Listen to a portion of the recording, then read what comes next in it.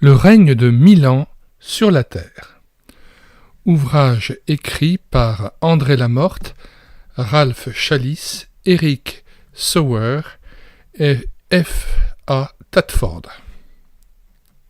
Première partie, l'autorité de la Bible et l'exégèse allégorique à propos du millénium. Professeur André Lamorte, pages 11 à 20. Celui qui a en lui cette espérance. Propos de Brian Frederick Tadford. L'espérance du chrétien n'est ni vague, ni théorique, ni stérile. Elle est dynamique et doit produire un changement dans notre manière de vivre, car elle se base sur la révélation d'une personne qui exige de nous un sacrifice vivant, saint et agréable à Dieu. Cette personne étant bien sûr Jésus-Christ. Si nous appartenons vraiment à un tel maître, nous ne pouvons avoir un esprit de contestation dans notre manière d'espérer en lui et de l'attendre. Notre prière est que ce petit fascicule apporte un esprit de grâce et de paix qu'il unisse ceux qui croient au retour de Jésus-Christ et donne à chacun le désir de s'attacher à ses promesses, à la véracité de ses paroles, avec foi, en leur plein accomplissement. Brian Frederick Tadford. Préface. Professons la vérité dans la charité. Éphésiens 4, verset 15. Ce livre a été écrit par 4 auteurs différents pour répondre à l'inquiétude grandissante de la masse silencieuse des protestants évangéliques étonnés par l'enseignement amillénariste.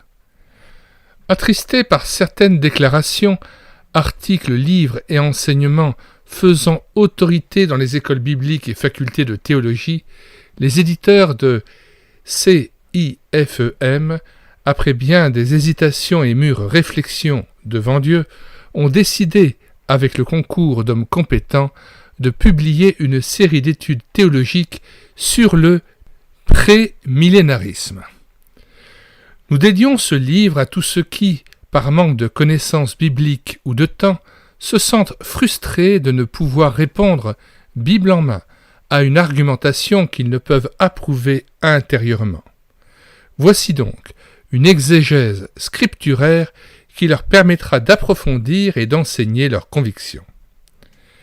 Nous dédions ce livre à ceux qui, au nom d'un certain irénisme, un irénisme, c'est-à-dire une sorte de pacifisme fort louable en soi, se sont refusés à tout dialogue de controverse fraternelle, c'est-à-dire d'opposition fraternelle, de contradiction fraternelle, par crainte de voir le corps de Christ se désunir. D'autres, préférant jeter des ponts d'entente pour désarmer les adversaires, ont couru le risque de laisser la porte ouverte à une doctrine qu'ils ne partageaient pas. Que ce livre puisse leur donner une plus grande liberté pour proclamer la doctrine du pré-millénarisme avec autorité et charité. Nous dédions ce livre à ceux qui ont eu un mouvement de révolte envers ceux qui ont adopté la doctrine amillénariste. Puissent ces lignes leur rappeler que ce qui nous unit, en particulier dans le domaine de l'eschatologie signifiant cette science des temps de la fin, des derniers temps. Puissent donc ces lignes leur rappeler que ce qui nous unit, en particulier dans le domaine de l'eschatologie, est de loin supérieur à tout ce qui peut nous séparer. Qu'ils lisent avec beaucoup d'attention dans un esprit de prière la déclaration rédigée par les professeurs de la faculté de théologie à Vaux-sur-Seine et que nous avons fait nôtre dans notre conclusion. Nous les prions instamment d'en faire de même. Nous dédions ce livre à la jeune génération. Qu'elle veuille bien prendre en considération l'enseignement biblique présenté dans cet ouvrage. Elle découvrira que ce qui avait été reçu et établi traditionnellement par leur père a de très solides fondements théologiques et reste d'une actualité prophétique pleine d'évidence. Nous dédions ce livre à ceux qui sont convaincus que nous sommes dans l'erreur et qui pensent ne plus devoir remettre en question leur point de vue. Qu'ils sachent que notre amour et notre communion fraternelle n'en seront pas altérés pour autant. Mais nous croyons fermement que les signes prophétiques sont une espérance pour l'Église et qu'ils ne peuvent être négligés. Nous dédions ce livre à ceux qui sont dans ce monde, catholiques, protestants, luthériens réformés, évangéliques ou sans religion, et qui ont peut-être hâtivement classé dans la catégorie des sectes pernicieuses les chrétiens qui se réclament de la croyance dans le millénium terrestre. Après lecture, ils verront que l'argumentation théologique, sans pour autant épuiser le sujet, est loin d'être simpliste et qu'elle ne repose pas sur des élucubrations de sectes modernes. Nous espérons que leur jugement sera dans l'avenir moins négatif et plus fraternel. Rechercher la volonté et la gloire de Dieu dans l'amour et la sincérité, être conduit par l'Esprit dans toute la vérité, tels sont les buts que nous désirons atteindre en publiant ce livre. Parce que l'amour de Christ, qui va bientôt revenir sur la terre, nous presse, nous laissons ce livre à votre réflexion. Qu'il puisse devenir source de bénédiction, une espérance vivante dans les temps difficiles que connaîtra notre humanité et par lesquels passera l'Église de Jésus-Christ. Maranatha. Cette expression, nous le rappelons, signifie « Seigneur, viens ». Rappelons que cette expression apparaît à la fin de la première épître aux Corinthiens, 1 Corinthiens 16, 22, ainsi que dans l'épilogue de l'Apocalypse, Apocalypse 22, verset 20. Introduction. Heureux celui qui lit et ceux qui entendent ou comprennent les paroles de la prophétie et qui gardent les choses qui y sont écrites, car le temps est proche. Apocalypse 1, verset 3. Voilà comment s'exprime le dernier livre de la Bible. Dieu souligne ainsi la nécessité d'une étude attentive de sa parole pour toute personne qui se veut chrétienne et fidèle. S'il y a des points difficiles à comprendre, 2 Pierre 3, verset 16, ce n'est certainement pas pour que nous abandonnions la partie ou que nous confions notre destinée éternelle à des spécialistes entre guillemets. Nous aurons chacun à rendre compte personnellement. Romains 14, verset 12. En nous affirmant que c'est poussé par le Saint-Esprit que des hommes ont parlé de la part de Dieu, 2 Pierre 1, verset 19 à 21, l'apôtre Pierre ne manque pas de nous exhorter à prêter attention à la parole prophétique. Il y a donc une grande bénédiction dans cette recherche. En même temps, elle permet d'avoir un certain discernement dans la confusion actuelle. Qui se plaindra dès lors de ne pas avoir entre les mains tout ce qui lui est nécessaire pour y voir clair? Nous ne voulons pas lâcher la proie pour l'ombre, mais comprendre, par la grâce qui est en Jésus-Christ, la portée des paroles prophétiques que l'Écriture nous donne, afin de saisir la vie véritable, entre guillemets, et toutes les richesses cachées en Christ pour chacun de nous. C'est ce qui nous a poussés à oser l'édition de ce livre. Il faudra donc au lecteur un peu de persévérance pour bien saisir la richesse des 4 parties qui le forment. Il sera peut-être tenté d'aller à la conclusion pour satisfaire sa curiosité, mais cette démarche serait ici décourageante. Il se doit de suivre chronologiquement la démonstration théologique faite par les 4 auteurs qui se suivent et se complètent. Que le lecteur ne prenne donc pas le risque de l'incompréhension. Si nous avons contribué à éclairer le chemin de plusieurs et préparé un grand nombre à rencontrer l'époux du ciel, nous serons heureux de ces travaux que nous confions au chef de l'Église pour qu'il l'utilise à sa gloire. Tel qu'il est, ce livre peut faire beaucoup de bien parce qu'il n'entre jamais dans une polémique acerbe. Édifié sur un fondement solide, tel pourrait en être le résumé. Nous prions le Sauveur et Maître de bien vouloir l'utiliser dans ce sens pour chacun des lecteurs. Nous remercions tout particulièrement ceux qui ont eu la bonté de nous donner leur autorisation de publication, les éditeurs du CIFEM. L'autorité de la Bible et l'exégèse allégorique à propos du millénium, professeur André Lamorte.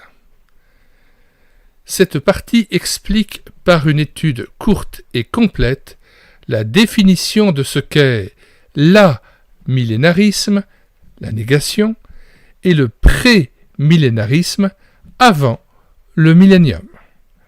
Le style concis de l'auteur nous met de suite dans l'ambiance et prépare également les chrétiens à une sérieuse prise de conscience. Les éditeurs. Né en 1896, André Lamorte eut une carrière très remplie, caractérisée par son honnêteté intellectuelle, son humilité et son profond attachement à la vérité des Saintes Écritures. Il fut tour à tour pasteur à Beauvoisin, dans le Gard, puis à Aix-en-Provence, dans les Bouches-du-Rhône. Appelé sous les drapeaux, il devint aumônier militaire et par la suite aumônier des prisons. Professeur à la faculté de théologie d'Aix-en-Provence dès sa fondation, il en devient le doyen de 1939 à 1954, date à laquelle il fonde France Évangélisation. En collaboration avec l'Institut de Wittenberg, où il enseigna durant de longues années, il crée en 1957 l'Institut biblique de Marseille, puis le Centre de culture biblique de Marseille et sa revue Le Messager biblique. Son combat théologique peut se résumer en 4 points précis. La défense de l'inspiration verbale des Saintes Écritures, une prise de position nette en faveur du pré-millénarisme, la conviction profonde d'une vocation et d'une mission distinctes pour Israël et l'Église, et la défense de l'absolue spécificité du christianisme. Il put collaborer à la préparation du nouveau dictionnaire biblique et à la nouvelle édition de la Bible second. C'est en janvier 1980 que Dieu reprit son fidèle serviteur. Nous lisons la conférence du 6 février 1965 du professeur André Lamorte. Une doctrine qui n'est sans doute pas nouvelle, puisqu'elle a pour chef de file saint Augustin, a pris une extension extraordinaire depuis la dernière guerre. L'amillénarisme. Diffusé d'abord en Amérique, en Hollande, puis en Angleterre, elle atteint aujourd'hui les églises d'Allemagne, de Suisse, de France, et plus spécialement les églises jusqu'ici attachées à la saine doctrine. Expliquons brièvement ce qu'ils font entendre par amillénarisme. Il convient de souligner d'abord que l'enseignement prophétique dans les églises issues du Réveil est un enseignement pré-millénariste. Les ouvrages de Madame le docteur Wasserzug, de A. Antomarchi, du docteur René Pache, du docteur Pierre de Benoît et de nous-mêmes l'ont largement exposé au cours des 25 dernières années. Et le livre de E. Gers, Le destin d'Israël, qui a été réédité, donne du prémillénarisme une vue singulièrement complète et enrichissante. Nous mettons d'ailleurs dans les commentaires de cette vidéo le lien de téléchargement de l'ouvrage d'Émile Gers, Le destin d'Israël. Le titre originel étant « Israël au dernier jour de l'économie actuelle » ou « Essai sur la restauration prochaine de ce peuple » suivi d'un fragment sur le millénarisme par Émile E. Gers. Retour au texte.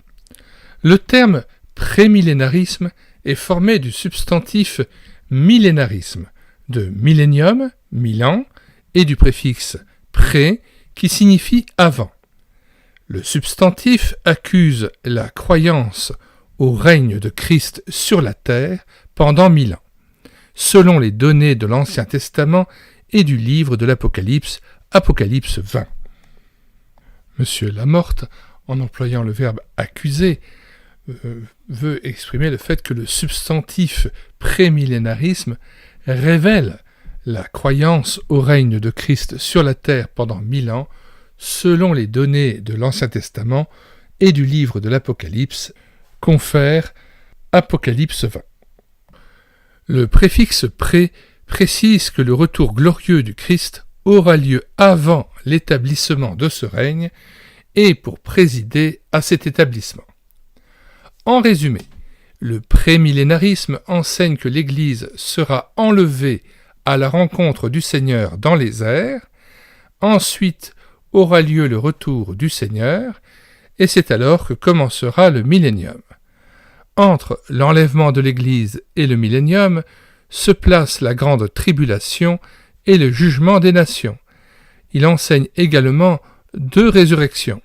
La résurrection des rachetés au moment de l'enlèvement, 1 Thessaloniciens 4, versets 16 à 17, et la résurrection des impies au jugement dernier, Apocalypse 20, versets 5a, verset 6, versets 11 à 15. L'amillénarisme s'oppose à cette doctrine et nie le millénium, d'où son nom qui comporte la négation « a » devant le substantif millénarisme. Alors nous avons choisi de procéder à la lecture du chapitre 20 de l'Apocalypse pour pouvoir avoir les données bibliques. Puis je vis descendre du ciel un ange qui avait la clé de l'abîme et une grande chaîne dans sa main. Il saisit le dragon, le serpent ancien, qui est le diable et Satan, et il le lia pour 1000 ans. Il le jeta dans l'abîme, ferma et scella l'entrée au-dessus de lui, afin qu'il ne séduisît plus les nations, jusqu'à ce que les 1000 ans fussent accomplis. Après cela, il faut qu'il soit délié pour un peu de temps. Et je vis des trônes, et à ceux qui s'y assirent fut donné le pouvoir de juger. Et je vis les âmes de ceux qui avaient été décapités à cause du témoignage de Jésus et à cause de la parole de Dieu, et de ceux qui n'avaient pas adoré la bête ni son image, et qui n'avaient pas reçu la marque sur leur front et sur leurs mains. Ils revinrent à la vie, et ils régnèrent avec Christ pendant 1000 ans. Les autres morts ne revinrent point à la vie jusqu'à ce que les 1000 ans fussent accomplis. C'est la première résurrection. Heureux et saints ceux qui ont part à la première résurrection. La seconde mort n'a point de pouvoir sur eux, mais ils seront sacrificateurs de Dieu et de Christ, et ils régneront avec lui pendant 1000 ans. Quand les 1000 ans seront accomplis, Satan sera relâché de sa prison, et il sortira pour séduire les nations qui sont aux 4 coins de la terre, Gog et Magog, afin de les rassembler pour la guerre. Leur nombre est comme le sable de la mer. Et ils montèrent sur la surface de la terre, et ils investirent le camp des saints et la ville bien-aimée. Mais un feu descendit du ciel et les dévora. Et le diable qui les séduisait fut jeté dans les temps de feu et de soufre, où sont la bête et le faux prophète. Et ils seront tourmentés jour et nuit au siècle des siècles. Puis je vis un grand trône blanc, et celui qui était assis dessus. La terre et le ciel s'enfuirent devant sa face, et il ne fut plus trouvé de place pour eux. Et je vis les morts, les grands et les petits, qui se tenaient devant le trône. Des livres furent ouverts, et un autre livre fut ouvert, celui qui est le livre de vie. Et les morts furent jugés selon leurs œuvres, d'après ce qui était écrit dans ces livres. La mer rendit les morts qui étaient en elle, la mort et le séjour des morts rendirent les morts qui étaient en eux, et chacun fut jugé selon ses œuvres. Et la mort et le séjour des morts furent jetés dans l'étang de feu, c'est la seconde mort, l'étang de feu. Quiconque ne fut pas trouvé écrit dans le livre de vie fut jeté dans l'étang de feu. Fin de la lecture du chapitre 20 de l'Apocalypse. Retour au texte. Évoquant les passages des évangiles où l'homme fort est lié par un plus fort que lui, Matthieu 3, verset 27 et parallèle, l'amillénarisme estime, avec saint Augustin, qu'il s'agit là d'une image du Christ qui a mis fin virtuellement, dès son apparition dans le monde, au pouvoir de celui qu'il a vu tomber du ciel comme la foudre. La défaite de Satan serait donc un fait accompli. L'ennemi serait jeté dehors et jugé. C'est ainsi qu'il faudrait interpréter l'enchaînement de Satan, Apocalypse 20, verset 2. Quant à l'Église, conçue selon la notion catholique, elle représenterait en fait et actuellement la présence et le règne de Christ ici-bas. Les âmes sauvées sont passées de la mort à la vie, et c'est cela qui constitue la résurrection. L'amillénarisme croit au retour en gloire de Jésus, mais simplement pour introduire les rachetés dans le royaume céleste. Beaucoup de croyants familiers avec l'Écriture seront sans doute quelque peu déconcertés par cette exégèse à laquelle l'Écriture ne les avait pas habitués.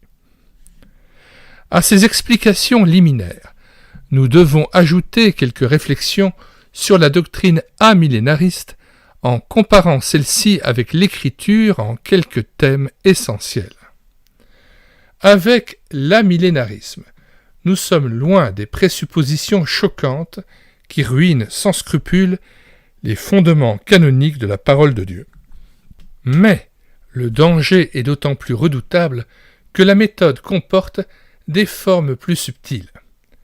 Affirmant son attachement à l'autorité souveraine des Écritures, l'amillénarisme trouve d'emblée un écho favorable dans certaines de nos églises.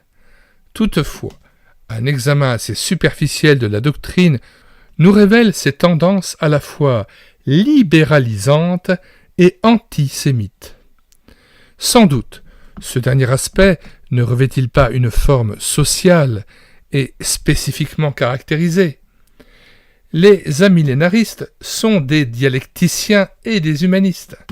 Ils répudient avec justesse la thèse du peuple déicide comme les excès d'un racisme incompatible avec l'évangile du Christ. Leur antisémitisme est avant tout intellectuel et critique, mais il est là dans le refus d'assimiler les données de l'ancienne alliance et les notions qu'il estime de provenance judaïque. Il est en particulier dans la revendication pour l'Église de toutes les prérogatives d'Israël. La grâce n'a-t-elle pas supplanté la loi? L'Église n'a-t-elle pas supplanté Israël? Comment considérer alors la renaissance du nouvel État comme une réalisation prophétique? La doctrine aboutit ainsi à la théorie du rejet d'Israël inventée par l'Église romaine et par voie de conséquence à la spiritualisation des prophéties bibliques, c'est-à-dire à la méthode d'interprétation symbolique qui n'est autre qu'une méthode libéralisante. Que dit l'Écriture? L'Écriture fait état des promesses formelles de Dieu quant à la réintégration d'Israël dans les prérogatives de son élection, et ces promesses ne sauraient être rapportées à l'Église.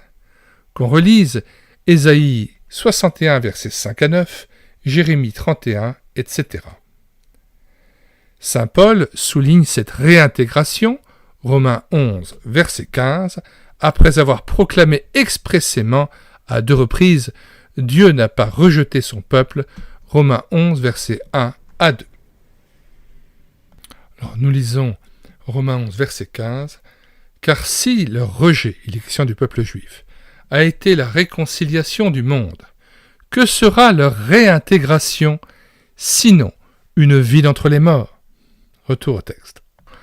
Évoquant l'élection d'Israël, l'apôtre écrit « Dieu ne se repent pas de ses dons et de son appel. » Romains 11, verset 29. Et ailleurs, ce qu'Israël cherche, il ne l'a pas obtenu, mais l'élection l'a obtenu. Romains 11, verset 7. L'Écriture affirme le royaume du Messie sur la terre, et cela à travers de très nombreuses prophéties de l'Ancien Testament. Le Nouveau Testament, loin d'y contredire, confirme ces prophéties. Relisons la proclamation de saint Paul, 1 Corinthiens 15, verset 25, « Car il faut qu'il règne jusqu'à ce qu'il ait mis tous ses ennemis sous ses pieds. » De quel règne s'agit-il, sinon d'un règne terrestre ? Ensuite, dit-il, viendra la fin, quand il remettra le royaume à celui qui est Dieu et Père, après avoir détruit toute domination, toute autorité et toute puissance. 1 Corinthiens 15, verset 24. Note de celui qui prend en charge cet audiobook. Il faut veiller aussi à ne pas forcer le texte. Ce n'est pas parce qu'il est dit qu'il faut qu'il règne que ce soit forcément uniquement un royaume et un pouvoir terrestre. Il ne faut jamais forcer les Saintes Écritures pour conforter ses propres thèses. Notons simplement ce que Christ a dit à ses disciples avant de les quitter dans Matthieu 28, verset 18. Jésus s'étant approché leur parla ainsi, « Tout pouvoir m'a été donné dans le ciel et sur la terre. » Donc nous voyons que le règne de Christ s'établit à la fois sur terre et dans le ciel. Nous lisons aussi Hébreux 2, versets 7 et 8. « Tu l'as baissé pour un peu de temps au-dessous des anges, tu l'as couronné de gloire et d'honneur, tu as mis toutes choses sous ses pieds. En effet, en lui soumettant toutes choses, Dieu n'a rien laissé qui ne lui fût soumis. Cependant, nous ne voyons pas encore maintenant que toutes choses lui soient soumises. » Retour au texte. La fin de l'économie présente ne viendra pas, comme le prétend l'amillénarisme, au retour même du Seigneur. Elle viendra, dit l'Écriture, quand Christ remettra le royaume à Dieu son Père, c'est-à-dire au terme du royaume messianique. Alors, nous lisons 1 Corinthiens 15, versets 20 à 28. « Mais maintenant, Christ est ressuscité des morts, il est les prémices de ceux qui sont morts. Car, puisque la mort est venue par un homme, c'est aussi par un homme qu'est venue la résurrection des morts.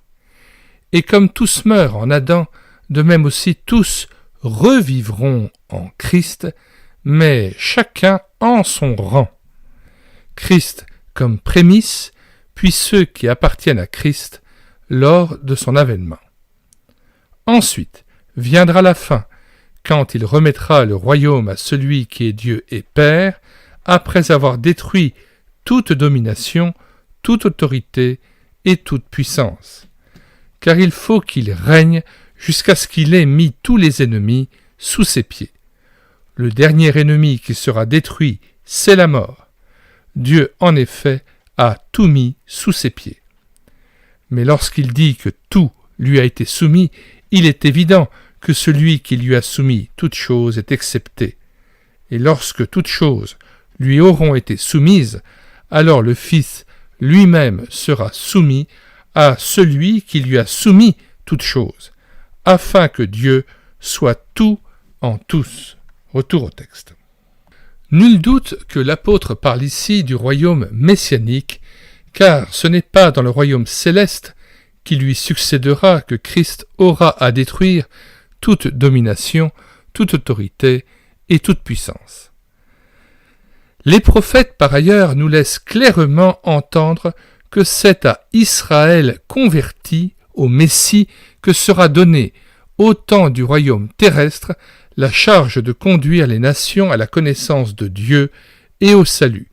Confère Ésaïe 66, versets 15 à 20, Sophonie 3, verset 20, Zacharie 8, verset 20 à 23, etc.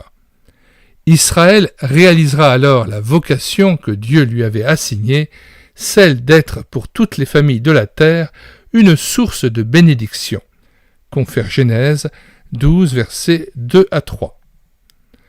De même que vous avez été en malédiction parmi les nations, maison de Juda et maison d'Israël, s'écrie le prophète, De même je vous sauverai, et vous serez en bénédiction. Zacharie 8, verset 13.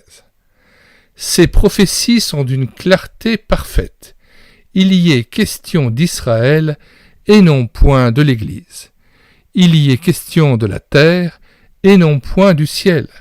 Elles impliquent un accomplissement littéral, à défaut duquel Dieu aurait trompé son peuple et nous aurait trompés. L'amillénarisme a-t-il des arguments sérieux à opposer à la doctrine biblique? Il faut lire les ouvrages, les cours, les notes que nous avons pu consulter de certains dogmaticiens ou exégètes hollandais. Il faut lire certaines publications anglo-saxonnes et singulièrement l'ouvrage de M. Gruyère, publié à Belfast en 1959. The Momentous Event, pour se convaincre de la pauvreté de l'exégèse amillénariste. Des affirmations, des pétitions de principe et, bien souvent, le mépris express de l'exégèse pré-millénariste. Alors nous mettons aussi dans les commentaires de cette vidéo non seulement le lien de téléchargement de cet ouvrage intitulé « Le règne de 1000 ans sur la terre », mais aussi celui de Gruyère, qui est l'ouvrage amillénariste, et nous en donnons donc le lien afin que chacun puisse se faire son opinion. Au sujet de l'ouvrage de M. Gruyère, M. Lamorte dénonce une affirmation gratuite que la théologie du royaume millénial est une opinion juive qui, à ce titre, ne saurait mériter notre attention, une opinion que les sectes seules ont retenue. Affirmation sans discussion que le Nouveau Testament exclut le millénium. Marquée au coin du marcionisme, cette assertion n'est-elle pas une invitation à considérer l'Ancien Testament comme une révélation réservée aux Juifs? Elle pose le problème d'une différence de degré dans la nature de l'inspiration des deux testaments. De toute manière, ces deux affirmations nous paraissent confirmer notre opinion quant à l'antisémitisme théologique de l'amillénarisme. L'amillénarisme rejette purement et simplement le royaume millénial, comme il rejette la grande tribulation consécutive à l'enlèvement de l'Église, comme il rejette les deux résurrections affirmées pourtant clairement par le Nouveau Testament, Jean 5, verset 29, Apocalypse 20, versets 4 à 6. Après s'être ri des prémillénaristes pour leur adhésion littérale à un règne terrestre de 1000 ans, la moquerie n'est pas un argument, Gruyère se borne à déclarer que la méthode littérale conduit à des absurdités et même à des conclusions insensées, delirium of folly. Confère Gruyère, opus cité, pages 26 à 39, Passim. Peu lui importe que le nombre 1000 soit répété 6 fois dans un seul chapitre de l'Apocalypse 20, comme peu lui importe que le nombre de la grande tribulation soit donné, pour plus de littérale précision, en années, en mois et en jours. Apocalypse 11, versets 1 à 2, Apocalypse 12, versets 6 et 14. Envers et contre les textes, on affirme que ces nombres, pris à la lettre, conduisent à des absurdités. Absurdités, les passages prophétiques de l'Ancien Testament relatifs au loup qui habitera avec l'agneau, au nourrisson qui s'ébattra sur l'antre de la vipère, Ésaïe 11, versets 6 à 8, à la Jérusalem, où l'on plantera des vignes, où l'on bâtira des maisons, où l'on n'aura plus des enfants pour les voir mourir, Ésaïe 65, si ces passages sont pris à la lettre. Mais, dirons-nous, l'absurdité ne consiste-t-elle pas, au contraire, à symboliser, à vouloir appliquer à l'économie céleste des prophéties dont l'accomplissement ne peut se concevoir que dans l'économie terrestre, et que l'Écriture annonce précisément pour le temps où la terre sera remplie de la connaissance de l'Éternel, Ésaïe 11, verset 9. Un exemple encore. L'amillénarisme affirme que les données concernant les 70 semaines d'année, Daniel 9, versets 24 à 27, ne peuvent être justifiées pour la bonne raison qu'il n'y a pas d'exemple dans l'Ancien Testament d'une période de 7 ans appelée une semaine. Serait-ce là un argument ? Ce qui importe en l'occurrence, n'est-ce pas de se rendre compte si, oui ou non, les 69 semaines qui s'appliquent à la période allant du décret d'Artaxercès ordonnant de rebâtir Jérusalem, 445 avant Jésus-Christ, à la manifestation du Messie, correspondent au temps historique qui s'est effectivement écoulé entre ces deux points. Or, les calculs combinés du R.P. Lagrange confèrent synopse grec du R.P. Lagrange par le R.P. Lavergne chez Gabalda, de plusieurs autres exégètes et de Raymond Schall, confère Israël et les nations, prouvent, compte tenu du décalage entre le calendrier juif et le calendrier julien, que les 483 ans de Daniel, 69 semaines répétées 7 fois, correspondent à ce temps historique avec une précision d'environ 5 millionièmes. La preuve nous est donnée par surcroît que la semaine de cette année n'est pas un mythe. Cette prophétie chronologique est admirable, écrit R. Charles. Nous n'osons pas dire presque trop admirable pour notre raison de Jean du XXe siècle.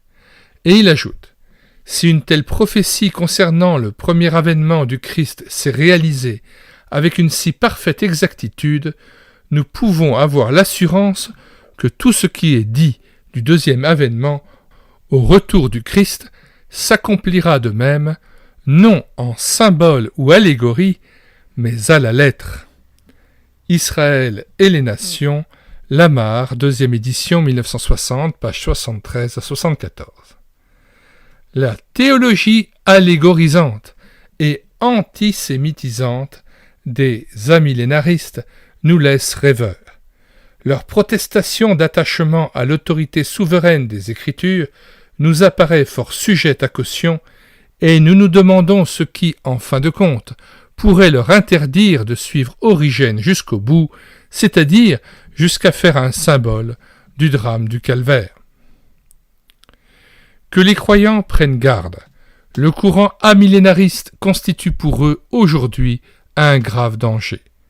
Si Israël n'a plus aucun avenir, si nous devons le considérer comme définitivement rejeté par Dieu quant à sa destinée et à sa vocation, si nous devons attribuer à l'Église, par le jeu d'une exégèse symbolisante, les prophéties de l'Ancien Testament concernant le peuple de Dieu, si nous devons renoncer à donner aux termes du texte biblique leur valeur propre, si le royaume du Messie sur la terre doit être regardé désormais comme une pure conception de l'esprit, alors le plan de Dieu dans l'histoire aboutirait à un lamentable échec. Et ce ne sont pas les proclamations d'une seigneurie purement spirituelle du Christ, d'un règne purement intérieur ou du seul royaume céleste qui convaincront le monde de la réalité de cette seigneurie. Alors, je devrais renoncer à comprendre le sens de l'Ancien Testament et de l'Épître aux Romains quant à Israël, et je devrais renoncer à comprendre le sens du Nouveau Testament quant à l'Église, son origine, sa vocation et sa destinée. La prière de l'Esprit et de l'Église ne signifierait plus rien pour moi, et la Bible, qu'il me faudrait interpréter jusqu'à lui faire dire le contraire de ce qu'elle dit, ne serait plus pour moi l'Écriture pleinement inspirée. Mais Dieu soit loué, la Bible est la parole de Dieu, et elle est du même coup la vérité. Laissons-nous instruire par elle, et que l'Esprit qui nous l'a donnée nous conduise à travers ces pages, loin de tous les errements théologiques, dans toute la vérité. André Lamorte. Donc nous mettons dans les commentaires de cette vidéo le lien de téléchargement gratuit de cet ouvrage, intitulé « Le règne de 1000 ans sur la terre ». Nous mettons le lien vers la playlist concernant le retour de Jésus-Christ. L'ensemble des ouvrages qui sont présentés dans cette playlist sont téléchargés et téléchargeables à partir du site internet médiathèquechrétienne.fr, site que nous avons bâti en synergie avec cette chaîne YouTube « Elle écoutait sa parole » afin d'assurer la réédition numérique gratuite des ouvrages chrétiens épuisés et non réédités comme l'était cet ouvrage. L'accès à ce site médiathèquechrétienne.fr est gratuit, il n'est pas besoin de s'inscrire. Vous mettez sur la barre de recherche Google médiathèquechrétienne.fr d'un seul tenant, sans accent, et quand vous arrivez sur le site, vous cliquez sur Livres à télécharger, et là vous faites une recherche par ordre alphabétique d'auteurs parmi les 1200 ouvrages que nous avons déjà numérisés et téléversés sur ce site internet. Après avoir choisi l'auteur, vous choisissez l'ouvrage que vous souhaitez posséder et télécharger sur votre ordinateur. Vous cliquez sur « Lire », « Écouter » ou « Télécharger » et là, tout à fait en bas de page, après la présentation de l'ouvrage, eh bien, vous cliquez sur « Télécharger le PDF » ou « Télécharger le Word » et il arrive automatiquement et immédiatement sur votre ordinateur gratuitement et vous pouvez en profiter tout de suite. J'aimerais rappeler néanmoins les paroles du Seigneur concernant son retour. Écoutons bien Acte 1, versets 6 et 7. Alors les apôtres réunis lui demandèrent « Seigneur, est-ce en ce temps que tu rétabliras le royaume d'Israël ?» Donc, il était question pour Jésus-Christ de leur annoncer le baptême du Saint-Esprit à la Pentecôte, qu'il recevrait bientôt. Il leur répondit « Ce n'est pas à vous de connaître les temps et les moments que le Père a fixés de sa propre autorité. » Moi, ce qui me fascine quand même, c'est de voir que concernant le retour de Jésus-Christ, l'homme veut prétendre connaître les temps et les moments, et le dernier conseil de Christ, c'est justement de dire ce n'est pas à nous de connaître les temps et les moments que le Père a fixés de sa propre autorité. Christ lui-même n'en connaît ni le jour ni l'heure. Écoutez bien ce passage de Matthieu 24, versets 36 à 39. « Pour ce qui est du jour et de l'heure, personne ne les connaît, ni les anges des cieux, ni le Fils, mais le Père seul. Comme au jour de Noé, ainsi en sera-t-il à l'avènement du Fils de l'homme, car dans les jours qui précédèrent le déluge, les hommes mangeaient et buvaient, se mariaient et mariaient leurs enfants, jusqu'au jour où Noé entra dans l'arche. Et ils ne se doutèrent de rien, jusqu'à ce que le déluge vienne et les emporte tous. Il en sera de même à l'avènement du Fils de l'homme. » Donc, loin de chercher à connaître les temps et les moments, le jour et l'heure, eh bien Christ privilégie l'état de veille dans lequel nous devons être et dans l'attente de son retour, vivre dans l'attente de son retour. Écoutez bien la suite du passage de Matthieu 24, verset 42. « Veillez donc, puisque vous ne savez pas quel jour votre Seigneur viendra. Sachez-le bien, si le maître de la maison savait à quelle veille de la nuit le voleur doit venir, il veillerait et ne laisserait pas percer sa maison. C'est pourquoi vous aussi, tenez-vous prêts, car le Fils de l'homme viendra à l'heure où vous n'y penserez pas. »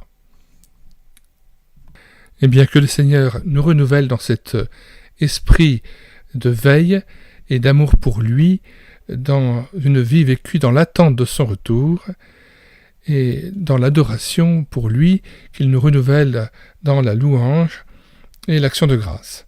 Nous vous disons au revoir et à bientôt.